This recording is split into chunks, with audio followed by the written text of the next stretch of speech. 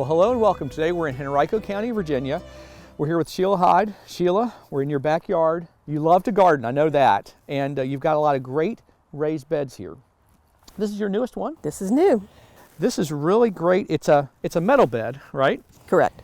And it's about a foot tall. I know you've got a slope on your yard here, but it's a really nice setup. It's got some supports in the middle to keep it together.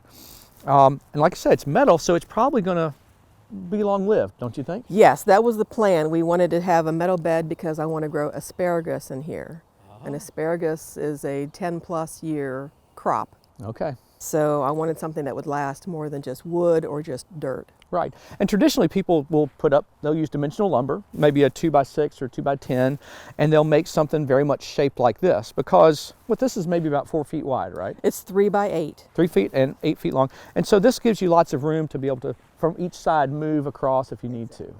So a really nice size. Load the ground. And I noticed you've got it filled most of the way up. What's in the...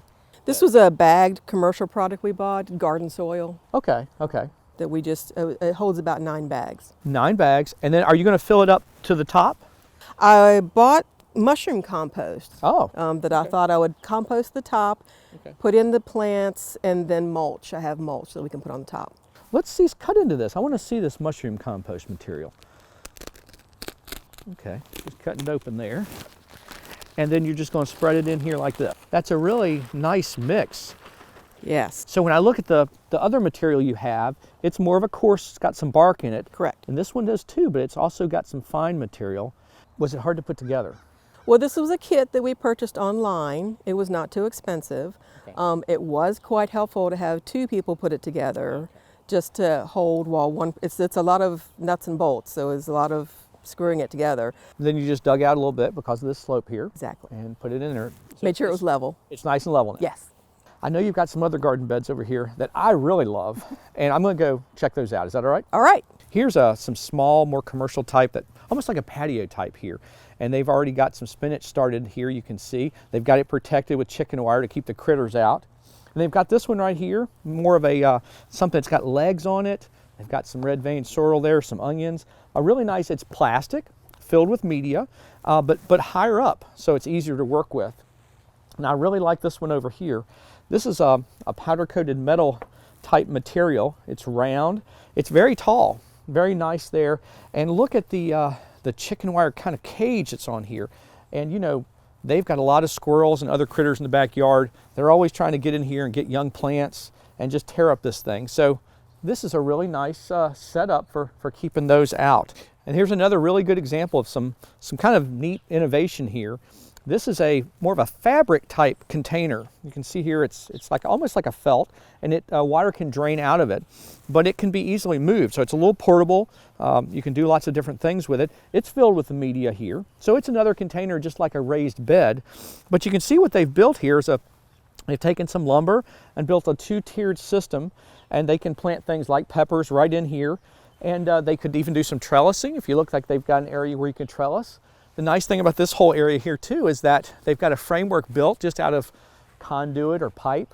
So it shades, it's got some shade cloth, and they also can put some netting, bird netting, to keep animals out. So it's a really interesting way, and especially for vine crops like peppers and tomatoes and cucumbers, this would be a really neat way to grow. Well, here's another example of a great raised bed that they've got in their backyard. And you notice this one is a little taller, but it's nice height to work in. Not really wide, so you can move across it and work.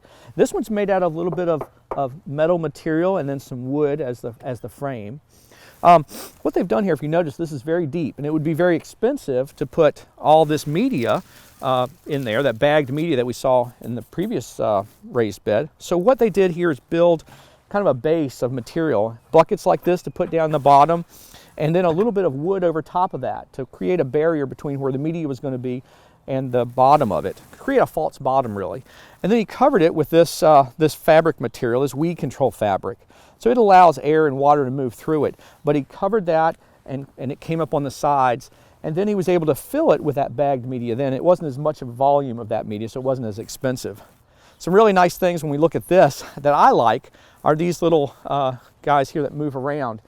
And what that does, as they move in the wind and as they're shiny, if you've got critters that are trying to get in here, that kind of scares them off. So it's a little bit of a deterrent. They also have a nice framework just built here with some PVC pipe that you could drape over some bird netting or shade if you needed it. So a really nice raised bed here with these snapdragons that are coming back, and a really nice place to plant just about anything. I like all of them, I really do. I think this is great. And this one has on legs. It's made out of maybe, is this cypress material? Cypress wood.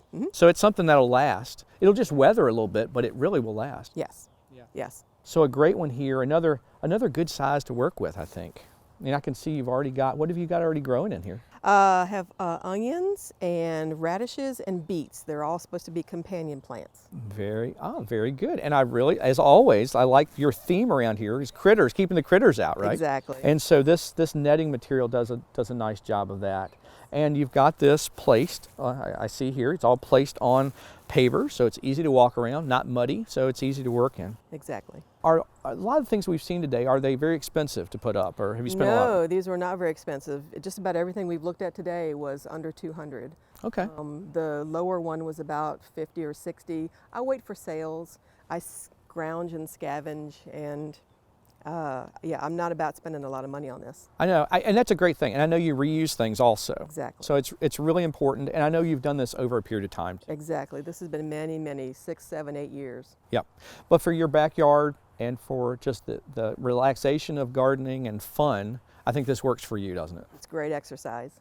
Well, thank you so much for allowing us to come out and see your garden. Thank you for coming. Well, for more information about raised bed gardens, contact your local county extension office and talk to a master gardener. For From the Ground Up, I'm Chris Mullins. We'll see you next time.